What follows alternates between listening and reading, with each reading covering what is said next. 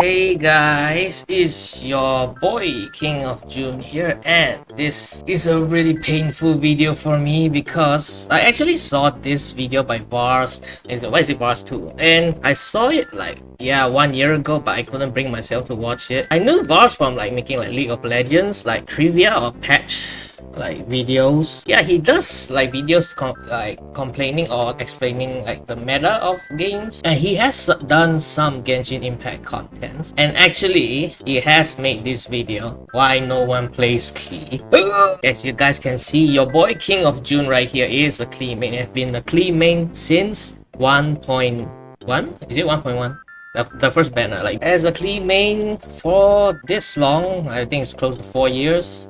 I can safely tell you what's wrong with Klee in terms of meta. You know, I love this character not because of like it's good, although she does deal a lot of damage. There are various reasons why she's hard to use, and I think we should watch the video first. I need to grab some antidepressants. Do I start this?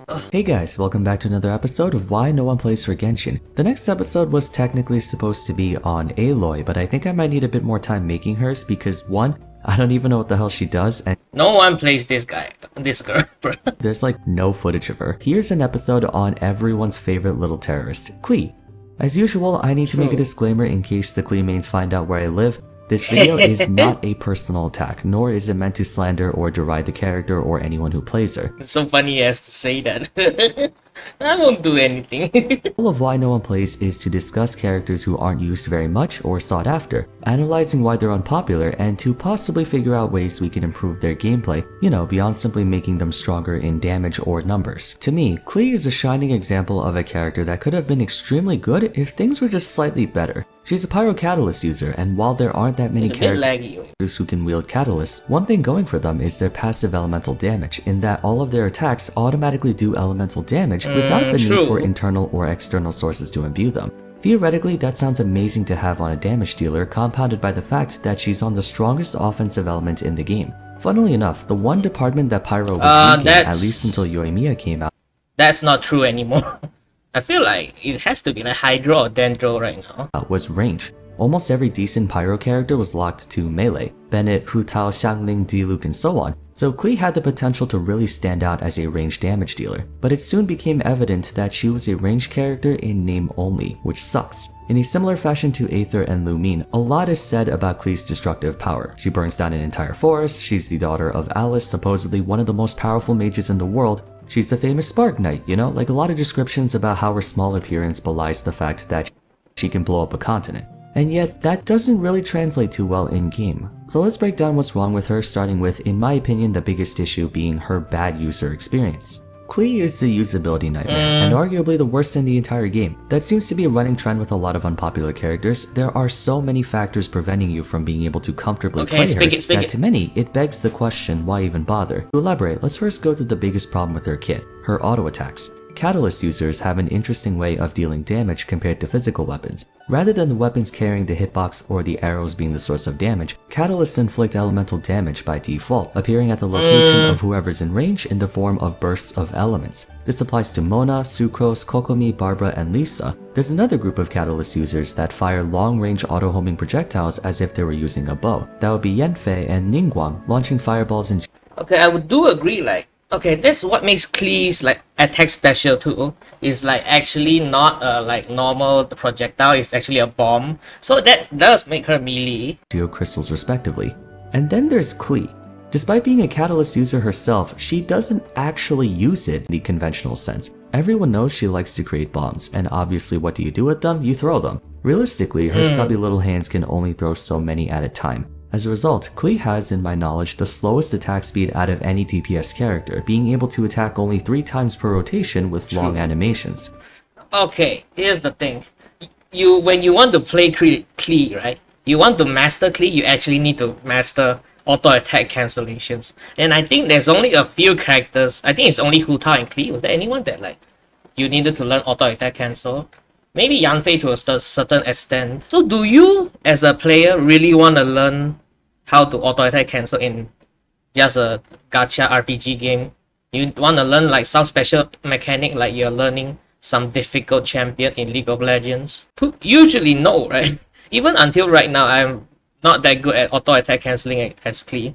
I mean, I can still do it sometimes, but it's like I'd rather just like auto the basic combos, like basically like E auto attack and then charge attack and then auto attack, charge attack. You need to jump to cancel your auto attack animation. What did I say? Animation. It's hard to learn. Yes, I know Ningguang only attacks once, but she has 2 projectiles per hit and she can cancel them really easily. There is a way to circumvent this by animation cancelling where you buffer a jump or sprint right after the attack comes out, but ideally you don't want to use sprint because that stamina can burn through very quickly, and Genshin's jump animations aren't too easy to control. If you think of Minecraft, it's really easy to jump and hop around while attacking enemies with either a sword or a bow. Very fluid and natural, one doesn't detract from the other. Then there's games like Fortnite, which are predicated on keeping yourself moving at all times. I feel like if I say something, he's gonna explain it later, so I'll just keep my mouth for now. Jumping around while shooting and building so as to avoid taking enemy fire. The physics engines in each of these games were designed with the intent that players are going to be inputting action commands as they jump and move around, and so they wanted to make it as seamless as possible. Genshin's combat system does not allow for simultaneous input. You can't jump and attack at the same time. You can't sprint and attack at the same time. In other words, Klee has clunky moves that need to be animation cancelled to be good, but jump animations are clunky themselves and the timing is rather strict. I'm not sure how much better it is on other Catalyst users, but it feels like Klee's auto attacks miss a lot more since they're not homing projectiles or explosions. One might think maybe her charged attack is where the money's at. Not quite. Her charged attack targets a small area in front of her for a big chunk of pyro damage. Because it has an explosion property, it knocks back smaller enemies. And then I know what he's gonna say.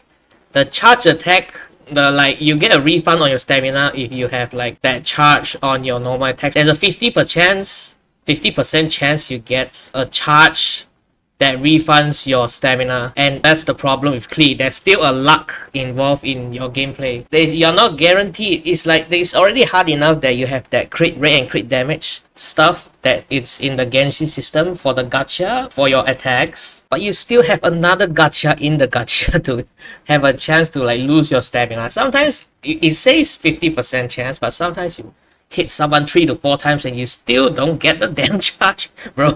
That's why all the like combos will try to get you to hit the enemy twice or thrice at least, so that 50% chance has at least a chance to proc, man. Requiring her to waste stamina to chase after her targets. Being a small body type also means she has the shortest immediate dash range, shortest so you burn legs. much more stamina than if you were playing, say, Ningguang, who's a tall body type. This matters because Catalyst users have the highest stamina cost on charged attacks out of any weapon type, 50. Even with max stamina, you can only get about 3 to 4 hits out before you... Although I will say that the newest artifacts on her, like, there's like that new artifact where it like boosts charge attack damage, right? I think there's like 2 of them at least. Those like sort of help Klee in terms of the charge attack damage. It makes it more worth it, but and he's not talking about that. He's talking about like the stamina usage, which is the main problem. After recharge. For Klee, this number goes down to 2 since you can't auto-cancel her charge attack like you can her normal ones. There's also a massive issue of range. Klee's charge attack can do a lot of damage, but it can only hit directly in front of her, like point blank. It looks shorter than certain melee charge attacks. It would be one thing if she can artillery fire someone from 10 meters away. This is also why Kazuha's really good with Klee. Kazuha will tornado up all her bombs and also clumps up everyone so that the charge attack hits everyone. But the range is so bad she has to be right in front of someone to damage them. Catalyst users also have the lowest health and defense out of any class, so she's effectively a glass cannon, a very inconsistent one at that. In light of their high stamina cost and lack of free aim the way bow users can, I actually didn't know that Catalyst have the lowest health. Catalyst users are the worst weapon type to have as a main DPS, and even among them, Klee's rather hard to use not because her damage is low, rather how that damage is applied. A major component that limits her effectiveness is that her damage is spread across dozens of smaller hits as opposed to a single giant nuke. Sound familiar? That's because Kuching and Amber suffer from this very issue as well. Klee's elemental skill tosses a bouncing bomb that deals damage on each bounce before exploding on the third one, I feel like nowadays people appreciate if you can apply elemental damage like more frequently instead of like a one shot. That's why like Nahida and Furina's good right now. Okay, Klee's one is in the middle. It's not exactly like applying pyro constantly, and it's also not a one shot. It's like it's like 5 to 6 hits. I want to say it's like, yeah, around that amount. into several mines, which can explode upon contact with enemies or after a period of time. Now, to her credit, she can store 2 charges of Jumpty Dumpty, and if a singular enemy were to detonate the entire cluster of mines, we're talking a lot of damage. But Klee applies pyro too fast and too often to where it's hard for her to consistently chain vaporize or melt for maximum damage. Sparks and Splash is a buff that allows her basic attacks to deal subsequent AoE pyro damage with each attack, increasing her overall effective DPS. But that also means she doesn't have an She's not that quick, I wanna say. effective burst option the way other top DPSers do. And that's really unfortunate since Mona's synergy with pyro characters can straight up one-shot bosses. I'm not saying this makes Klee unviable, but as mentioned in previous videos, elemental reactions in their current state favor a single powerful strike over death by 1,000 cuts. In order to optimize Klee's damage, there needs to be a support unit who can apply Hydro or Cryo as fast as she applies Pyro. That is, I think Furina right now is a good one, yeah, just like I said. And at the moment, that's impossible. Xingqiu comes the closest, but even then, he can only chain Vaporize on like 2 out of every 3 of her attacks. On another note, usually to compensate for the lack of range, melee attackers have much better area coverage and the natural property of being able to hit all enemies that are within range of their attacks. Conversely, bow users can only strike one person at a time with their aim shot in exchange for being able to attack from a far distance, and that's also why Ganyu is top tier because she has amazing AoE damage while being ranged. By that logic, you would think that Klee's poor range would allow her more area coverage to compensate. On paper it does, but in practice not so much. Just by looking at her charge attack is a small circle in a very specific area in front of her. Jumpty Dumpty's bouncing hits, the mines and Sparks and Splash do area damage as well. In fact, Klee's entire kit does AoE pyro damage. It was so funny watching her character spotlight video because the narrator was saying AoE pyro damage every 2 seconds. It became a meme. AoE pyro damage. AoE pyro damage. AoE pyro damage. AoE pyro damage. Hey yo! AoE pyro damage. Yet despite having the potential to hit multiple targets with each attack, their effect radius is too small to be reliable. The only way you can easily hit large groups of enemies is by corralling them with Kazuha or Venti. Once again, it's better to have one giant attack than I should actually stop talking. He's talking everything I wanted to say. a bunch of small attacks, both in damage and area coverage. Aside from high damage, what do Hu Tao, Xiangling, Bennett, and Diluc have in common? Insane area of effect, especially with their elemental burst. Hu Tao's Spirit Suit covers 360 degrees around her. Diluc is the king of AoE damage. He essentially conjures a tsunami of fire. Xiangling's got so a now he is listing the better for quite a long time, like and even though people don't necessarily use it for the damage, Bennett's Passion Overload is also a massive nuke in a large area around him. Contrasting their attacks with Klee's, you'd be hard-pressed to even call Sparks and Splash AoE damage. In her defense, if you manage to overcome all of these hurdles, Klee's damage is terrifying. She has virtually endless uptime unlike most pyro units and can dish out incredible damage in the right circumstances. It's just that that jump auto attack cancel was margin clean. for error is far too high for not enough reward relative to the amount of work you have to put in. Incidentally, what really bothers me about Klee is that her kit forces her to be a main DPSer, but there are so many things about her that would make much more sense as a That's what people have been saying. I've been saying that too. Is make her ultimate pass like doesn't have to be on field. Sub DPS like Xingqiu or Shogun. Much like Kokomi, I feel like MiHoYo intended for Klee to be your primary attacker, but the way they designed her accidentally happens to make her a fantastic backup DPS in concept. Interestingly enough, she has energy battery capabilities thanks to her passive talent and Constellation 6. Normally, main DPS units only restore their own energy, but Klee's 2 abilities can charge her entire party. Her supportive capabilities stretch beyond that. Constellation 2 causes her mines to lower their target's defense by 23% for 10 seconds, entailing she has some viability as a breaker as you can swap to her, toss out her E, then swap right back. 10 seconds is a long time too, could be good for quick swaps. And speaking of quick swap, Sparks and Splash is a lot like Xingqiu's Rain Cutter where a cluster of pyro damage is inflicted on whoever Klee is attacking. We have yet to see a character that turns you into a one-man Vaporize, Melt, or Overload reactor, and that's the whole reason why Xingqiu is so strong, his ability to cause passive Hydro application. The 2 ultimates are almost identical to each other, so I fail to understand why Klee's disappears when she switches out. Now, she does have Constellation 4, which triggers a massive explosion if she switches out while her elemental burst is in effect, but I think a lot of players would much rather have the burst remain on the active party member. Moreover, Klee gives a 25-second 10% bonus pyro damage buff with her ultimate on C6. For Constellation 6, it may not be the greatest thing out there, but 25 seconds of bonus pyro damage is a very long time. And something else that's tied only to her, I believe, is that those Jumpty Dumpty mines can be moved around by Anemo attacks. Yep. Seeing Kazuha, Sucrose, and I think he Anemo said this traverse already, elemental right? I said skills this can already. force enemies to take damage from all 8 of those mines instead of having to wait for them to carelessly walk over them. There's a lot of possibilities for Klee to play as a sub-DPS unit if only they fully went in that direction, but let's assume at the current moment we're trying to make her feel better to use as a main DPS. What can we do? Catalyst users suffer the most from a lack of retargeting. Melee attacks don't need to be aimed since they just hit right in front of you and around you, but bows have aim shot to allow you to selectively choose who you want to attack from afar. Yep. Catalysts have auto-targeting. They're somewhat reliable, but it would be infinitely better to give Klee some semblance of targeting. For example, the longer she holds the left click, the farther her charge attack will go. She's a ranged attacker with a charged attack that has less range than even some melee attackers. And that would be so funny actually. It would be like her throwing a cannon. but her hands are so small, it'd be quite a funny animation in my opinion. Speeding up her attack animations to weave together would do wonders for her too. Jumpty Dumpty has a long cast time and can't be animation cancelled alongside her charged attack. Actually, just remove knockback on every character, period. There's almost never a situation in which you would want to push enemies away from you. That's the problem with the pyro and electro reaction either. That's why like people have a problem with like the Raiden national team. Raiden and Bennett and Xiangling knock people too much. It's only good against like the boss enemies, which the Pyro Abyss has a lot. There's a problem with Klee too. If you have Fischl or Yaimiko on your team, which is actually good for reactions, everyone gets knocked back. That's why the Kazuha team is good for her.